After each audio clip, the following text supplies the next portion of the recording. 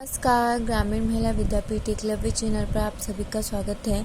कक्षा 12 राजनीति विज्ञान इकाई 4 भारतीय राजनीति के उभरते आयाम पाठ 2 पर्यावरण व प्राकृतिक संसाधन।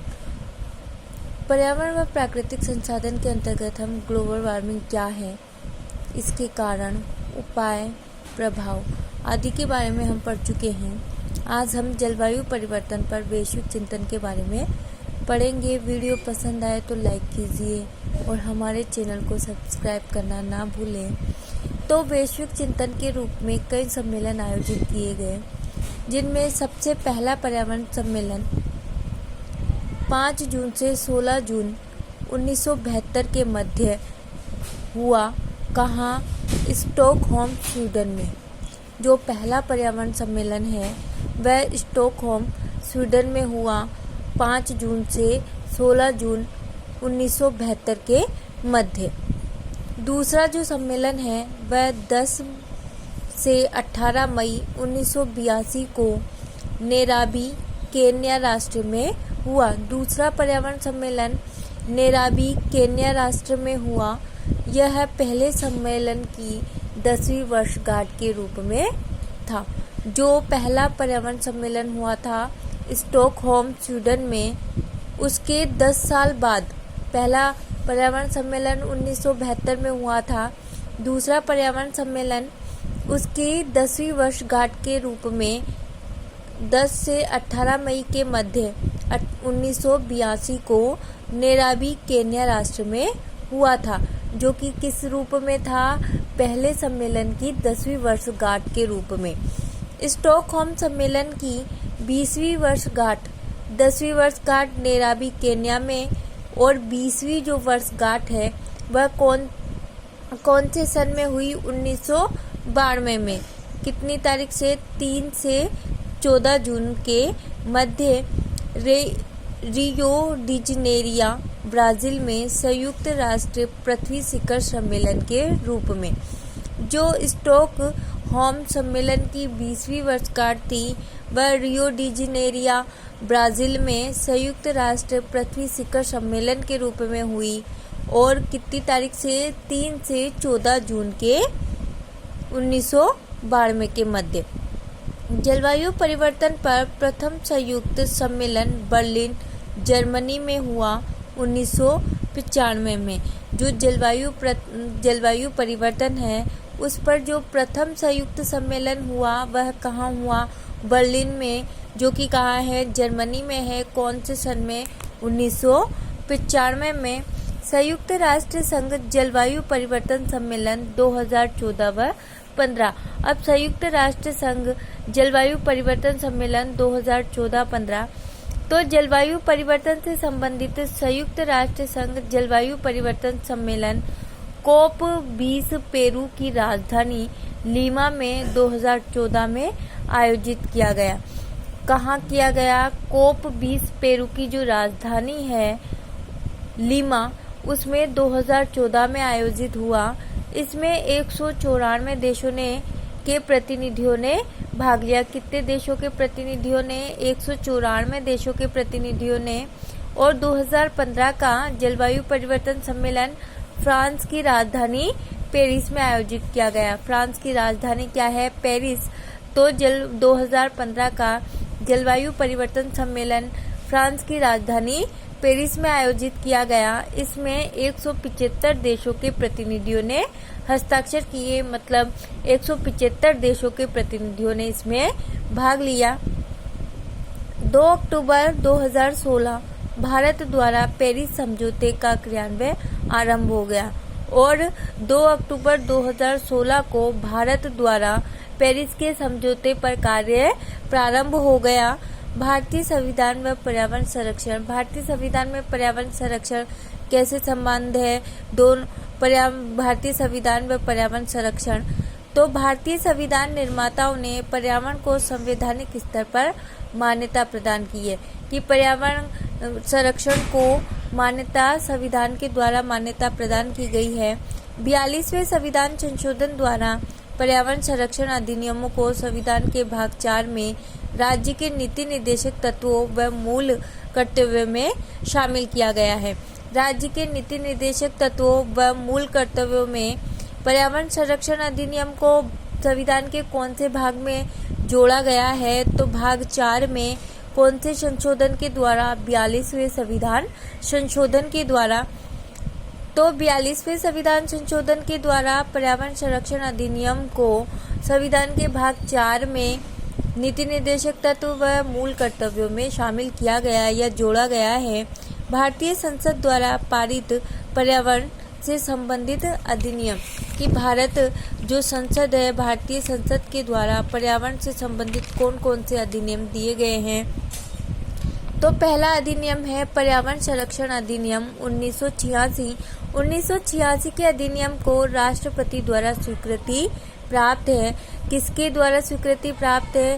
राष्ट्रपति के द्वारा। प्रदूषण के निर्धारित मानदंडों का प्रथम बार, और उसमें क्या कहा गया है कि अगर प्रदूषण के निर्धारित मानदंडों का अगर कोई व्यक्ति पहली बार उल्लंघन करता है तो उसको 5 वर्ष की कैद होती है और 1 लाख रुपए जुर्माना, जबकि निरंतर उल्लंघन करता है तो 7 वर्ष की कैद व रोज के 5,000 रुपए जुर्माने के रूप में लिए जाते हैं। इस अधिनियम को किसके द्वारा स्वीकृति प्राप्त है?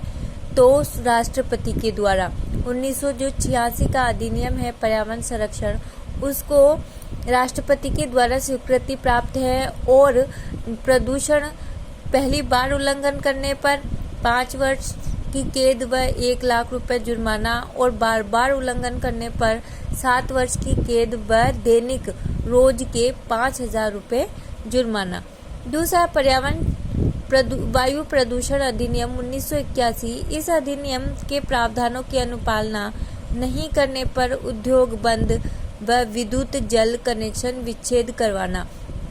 अगर कोई व्यक्ति वायु प्रदूषण अधिनियम 1981 के अंतर्गत यदि कोई व्यक्ति इन अधिनियमों की अनुपालना नहीं करते हैं, उसकी पालना नहीं करते हैं, तो उद्योग धंधे बंद कर दिए जाते हैं, विद्युत जल कनेक्शन को काट दिया जाता है। जल प्रदूषण अधिनियम 1974। कौन सा संशोधन? 1988 का। वन्य जीव संरक्षण अधिनियम 1972 में। तो 9 सितंबर 1972 को भारतीय संसद द्वारा इस अधिनियम को पारित किया गया। इस अधिनियम द्वारा वन्य जीव संरक्षण को राज्य सूची से हटाकर कौन सी सूची में सम्मिलित किया गया? समवर्ती सूची में। जो वन्य जीव संरक्षण अधिनियम है 1972 का, उसको राज्य सूची से हटाकर समवर्ती सूची में स्थान दिया गया है और यह 9 सितंबर 1972 को भारतीय संसद द्वारा पारित किया गया। वन्य जीव संरक्षण अधिनियम की विशेषताएं: वन्य पशुओं के संरक्षण व प्रबंधन सुनिश्चित करना, पशु शिकार निषिद्ध करना, पशु का शिकार है उस पर निषेध करना, रोक लगाना, अवैध आखेट की रोकथाम। अवैध मतलब जो गलत है उस शिकार पर रोक, आखेट का मतलब है शिकार। उल्लंघन पर अपराधियों को 3-5 वर्ष की कैद व 3 से 5 वर्ष की कैद व 5,000 का जुर्माना। अगर कोई व्यक्ति उल्लंघन करता है तो उस अपराधी को 3 से 5 वर्ष की कैद होती है और 5,000 जुर्माना लगाया जाता है। पर्यावरण जागरूकता संबंधी महत्वपूर्ण दिवस। हम पर्यावरण को जागरूक रखने के लिए कुछ महत्वपूर्ण दिवस मनाते हैं। विश्व पर्यावरण दिवस जो कि 5 जून को मनाया जाता है। पृथ्वी दिवस 22 अप्रैल को। विश्व ओजोन दिवस 16 सितंबर को। वन महोत्सव 28 जुलाई को और विश्व जल दिवस 22 मार्च को।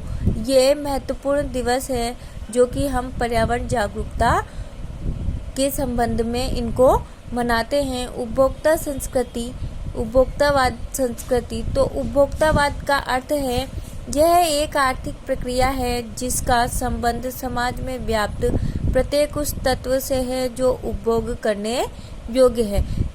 उपभोक्तावाद का संबंध किससे है? प्रत्येक उस तत्व से जो उपभोग करने योग्य है, उसे आवश्यक वस्तु के रूप में बाजार में स्थापित किया जाना, जिससे अधिकाधिक ग्राहक आकर्षित हो, वह उपभोक्तावाद कहलाता है।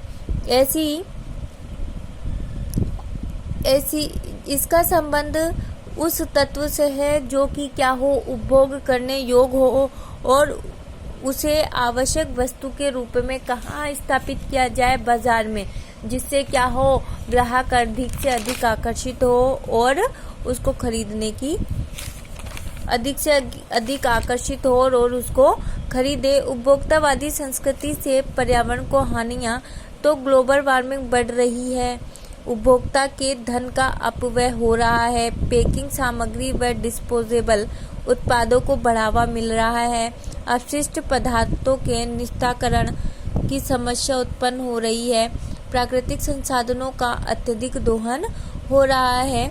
किससे? उपभोक्तावादी संस्कृति से। उपभोक्तावादी संस्कृति से पर्यावरण को अनेक प्रकार की हानियां हो रही हैं, ग्लोबल वार्मिंग बढ़ रही है, उपभोक्ता का धन अपव्यय हो रहा है, मतलब जितना खर्च होना चाहिए उससे अधिक खर्च हो रहा है, पैकिंग सामग्री व डिस्पोजेबल उत्पादों को बढ़ावा मिल रहा है, अपशिष्ट पदार्थों के निस्तारण की समस्या हो रही है और प्राकृतिक संसाधनों का अत्यधिक दोहन हो रहा है। CFC, इसमें कुछ ये फुल फॉर्म आई है, देखो।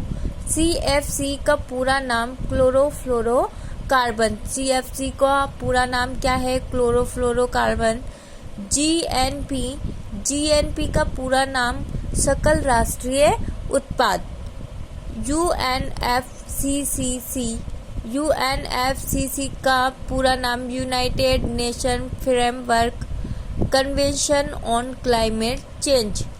तो U का मतलब है यूनाइटेड, N का मतलब है नेशंस, F का मतलब है फ्रेमवर्क, C का मतलब है कन्वेंशन ऑन, C का मतलब है क्लाइमेट और C का मतलब है चेंज।